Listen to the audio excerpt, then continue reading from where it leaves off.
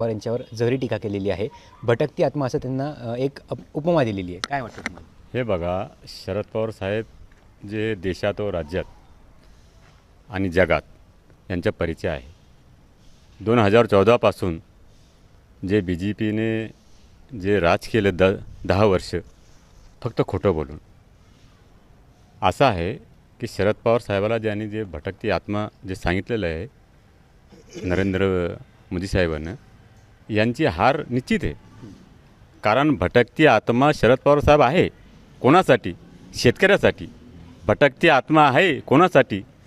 मोलमजुरी करणारा माणसासाठी. कारण शरद पवार साहेब जे आहे ना, सर्व समाजाला सोबत घेऊन काम करणारा नेता आहे. आणि शरद पवार साहेब म्हणजे एक चालता फिरता विद्यापीठ आहे. आणि शरद पवार साहेबाबद्दल जे यांनी उद्गार काढलेले आहे का ही भटकती आत्मा आहे, तर आम्ही राष्ट्रवादी काँग्रेस